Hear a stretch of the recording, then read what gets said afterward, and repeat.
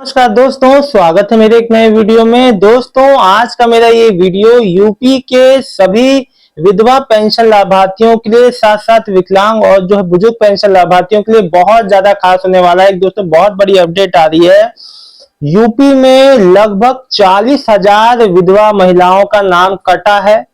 क्यों कटा है, सारी बात इस पूरे वीडियो को एंड तक देखिएगा, सारी बात बताऊंगा क्या हुआ है। दोस्तों, मैं आप लोग को बता दूं, अप्रैल मई से ही जो है सघन चेक जो है, मैं बता दूं दोस्तों, वेरिफिकेशन का दौर चल रहा था। उसमें बुजुर्ग पेंशन और विधवा पेंशन का सघन चेकिंग हुआ है। घर घर जाके डोर टू डोर ये चेकिंग हुआ है, वेरिफिकेशन हुआ है।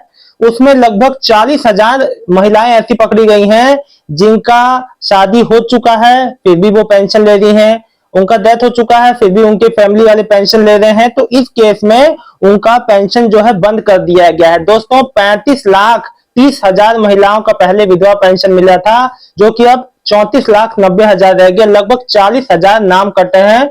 दोस्तों, ये कल की डेट का बड़ा अपडेट है। दोस्तों, मैं बता दूं, इसी तरह से यूपी के तमाम जिलों में वेरिफिकेशन जो है चला है और उसमें तमाम तरह की केवल ना केवल दोस्तों ये जो विधवा पेंशन में और इसके अलावा जो है बुजुर्ग पेंशन में भी कई तरह की खामियां गड़बड़ियां पाई गई हैं, जो कि अब सरकार बिल्कुल भी गवर्नमेंट जो बर्दाश्त नहीं करेगी। दोस्तों, यूपी समाज कल्याण विभाग और सब जो है उनकी डायरेक्टर ने कह दिया है कि कोई भी गलत तरीके से पेंशन लेगा तो उसका नाम काट दिया जाएगा। देखिए दोस्तों, अगर यूपी के विधवा पेंशन आप का लाभ लेना चाहते हैं तो अगर आपकी सालाना आय 2 लाख से ऊपर है तो आपको पेंशन के लाभार्थी आप नहीं बन सकते। आपका आपका आपके पास आधार कार्ड, आपकी पति के मृत्यु का प्रमाण पत्र, आपकी इनकम सर्टिफिकेट, ये सब डॉक्यूमेंट होना जरूरी है ना। अगर आप यूपी के विधवा पेंशन लाभार्थी आप यूपी के ही होने चाहिए। सबसे पहली बात तो ये है, यूपी का ही डोमिसाइल होना चाहिए। दोस्तों, तमाम तरह के लोग जो गलत तरीके से पेंशन ले रहे हैं उनका इस लिस्ट से नाम कट गया है। दोस्तों, मैं बता दूं, लगभग एक दो नहीं, लगभग 40,000 नाम कटे हैं। और दोस्तों, अन्य जो मेरी माताएं बहनें हैं उनको बिल्कुल भी परेशान होने की जरूरत नहीं। देखिए, जो गलत तरीके से पेंशन ले रहे थे उनको पता है कि हम गलत हैं, और बाकी लोगों का पेंशन बहुत ही जल्द जो है जो उनके बैंक खातों में आने वाला है। दोस्तों, मैं बता दूं, अब सबका जो पेंशन है जो पीएफएमएस में लगना शुरू हो गया है। आप अपने पेंशन का स्टेटस जो पीएफएमएस में जाके चेक कर सकते हैं स्टेटस को। सो प्लीज अगर आपका पीएफएमएस में पैसा लग गया है तो मान के चलिए कि हफ्ते भर में आपका पेंशन हफ्ते भर के अंदर आ जाएगा, क्योंकि दोस्तों पीएफएमएस में पैसा लगने के बाद हफ्ते भर में पेंशन लग जाता है।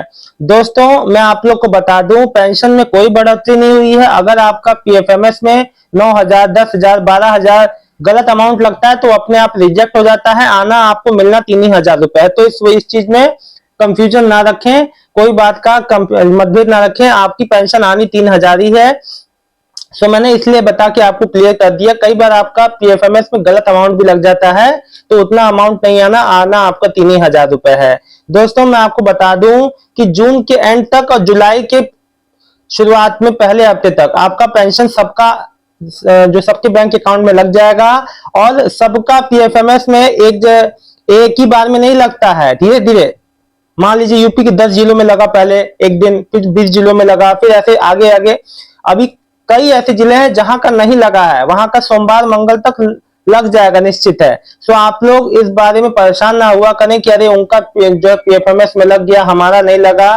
पेंशन आने में समय लगता है, लेकिन ये दोस्तों बहुत बड़ी अपडेट है कि 40,000 विधवा महिलाओं का नाम कटा है जो कि गलत तरीके से पेंशन ले रहे थे। शादी के बाद भी वो पेंशन ले रहे थे जो कि वो हकदार नहीं होते हैं। देखिए दोस्तों, मैं बता दूं, किसी गलत तरीके से पेंशन लेने पे आपके विरुद्ध जो कार्रवाई भी हो सकती है और जो रिकवरी भी हो सकती है। अभी हाल ही में केस सामने आया था, वो मेरठ साइड का था। उसमें ये दिखा रहा था, उसमें जो है खबर आई थी कि गलत तरीके से उम्र को छुपा के पेंशन लिया गया, फिर रिकवरी हो गई और उन पर कार्रवाई भी हो गई। तो ऐसा काम ना करें जिससे आपको दिक्कत हो। जो सही तरीका है वही अपनाएं, और सही तरीके से पेंशन आपकी जीवन भर चलेगी। गलत तरीके से ली गई पेंशन आपका फिर दिक्कत कर सकती है। तो और दोस्तों, एक और बड़ी बात, अगर अभी तक आपने अपने बैंक अकाउंट में डीबीटी नहीं ऑन करवाया, भैया करवा लो। कई लोग का पेंशन रुक जाता है, फिर मेरे से कहते हो मेरा पेंशन नहीं आ रहा है। अगर आपका डीबीटी क्या होता है ये भी बताते हैं। आपका जो सरकार, केंद्र सरकार द्वारा सीधे आपके बैंक खातों में आधार बेस अब आ रहा है पेमेंट। आपके कोई भी रिश्तेदार के खाते में, आपके खाते में आ रहा है आधार के थ्रू। अगर आपका आधार आपके बैंक खाते में नहीं जुड़ा रहेगा, आधार आपके बैंक खाते में जुड़ जाता है और उसमें एक फंक्शन जो डीबीटी ऑन हो जाता है, वही है डीबीटी। आपका आधार जुड़ेगा तभी डीबीटी ऑन होगा, और एक बार ऑन होता है जीवन में, बार बार ऑन ऑफ नहीं करना, एक बार ऑन करवाना है, फिर हो गया काम, आपका चलता रहेगा। तो दोस्तों ये छोटी छोटी जानकारी लेकिन बहुत बहुत ज्यादा आपके लिए बेनिफिशियल है। लोग इन सब बातों में जो ध्यान नहीं देते, सारे कागज जमा कराते हैं, पेंशन आती नहीं, डीबीटी नहीं ऑन होता। अगर आपको नहीं पता, आप अपने जो बैंक है उसमें जाइए, आधार लेके जाइए, उनसे कहिए मेरा डीबीटी चेक करिए, नहीं ऑन है तो ऑन करवाइए। अंगूठा लगता है बस एक, और कुछ नहीं होता है। 24 घंटे के अंदर, अरे मैं कह रहा हूँ जो बैंक में तो समय लगता है, आप तो अपने घर बैठे भी कर सकते हैं। अगर आपको नॉलेज है एनपीसीआई का, एनपीसीआई की वेबसाइट पे जाके आप घर बैठे कर सकते हैं दोस्तों। वो भी तरीका चलिए मैं आपको बता ही देता हूं।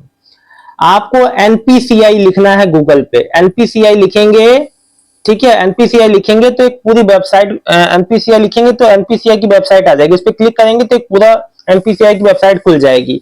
आपको ऊपर 3 लाइंस पे क्लिक करना है, फिर आपको जो कस्टमर के ऑप्शन पे आ जाना है। कस्टमर के ऑप्शन पे क्लिक करेंगे, सबसे नीचे होगा, कस्टमर के ऑप्शन पे क्लिक करेंगे तो एक ऑप्शन फिर और 4-5 और ऑप्शन खुलेंगे। फिर आपको क्लिक करना है बेस पे, भारत आधार सीडिंग एनेबलर। उस पे क्लिक करेंगे तो एक ऑप्शन फिर खुलेगा, फिर उस पर लिखे रहेगा आधार सीडिंग डिसीडिंग। सीडिंग डिसीडिंग का मतलब वही होता है कि आपको डीबीटी ऑन करना है कि ऑफ करना है, हटाना है। सीडिंग का मतलब वही होता है डीबीटी, आप कुछ और मत समझ लीजिएगा।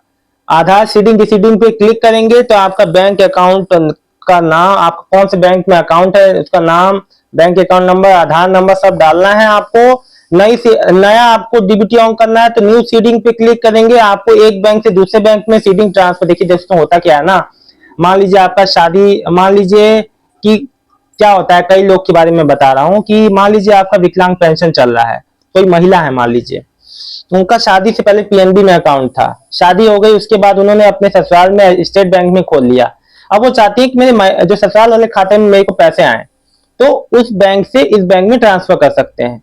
लेकिन एक बात का ध्यान रखिएगा, जो फादर नेम से हस्बैंड नेम होता है ना, जब वो चेंज हो जाता है शादी के बाद, तो उसे जो पुराने बैंक में भी चेंज करा दे, नहीं तो आपका सीडिंग जो है ट्रांसफर नहीं होता है। ये बात भी ध्यान दें, या तो शादी से पहले ट्रांसफर कर ले आप जो नए बैंक अकाउंट है, क्योंकि नेम जो मिसमैच होगा तो नहीं हो जाएगा, फादर नेम मिसमैच होता तो भी। और एक बात का ध्यान रखें, हर जगह अपने पेंशन में अपना नाम, अपने पिता या पति का नाम, डेट ऑफ बर्थ, एड्रेस सब सेम रखो, मिसमैच मत करना, गलतियां हो जाती हैं। और फोन नंबर हमेशा एक रखो आधार में अपने जो पेंशन अकाउंट में, ताकि आपका कोई भी दिक्कत ना आए। दोस्तों देखिए मैंने आपको सब तरीके बता दिए, अब आपका पेंशन का इंतजार बस जो कुछ ही दिनों का है, बहुत ही जल्द हफ्ते भर 10 दिन के अंदर आपका पेंशन आ जाएगा। आप सबको जब भी पेंशन आ जाए तो मुझे कमेंट करके जरूर बताइएगा। दोस्तों जानकारी अच्छी लगी तो वीडियो को लाइक करके चैनल को सब्सक्राइब कर लीजिएगा। मिलता हूं नेक्स्ट वीडियो में एक नई जानकारी के साथ। यूपी की सभी मेरी विधवा माताएं बहनों को, विकलांग भाई बहनों को और जो बुजुर्ग सभी जो है सभी लोगों को बहुत बहुत धन्यवाद दोस्तों। तो देखिए आज मैंने आपको क्या बताया कि गलत तरीके से पेंशन लेना कितना ज्यादा परेशानी का सबब जो हो जाता है, इसीलिए पहले टर्म एंड कंडीशन को जो है पढ़ लें, उसके बाद जो नए पेंशन बनवाने की सोचें कि आप उस टर्म एंड कंडीशन पे खड़े उतरते हैं कि नहीं।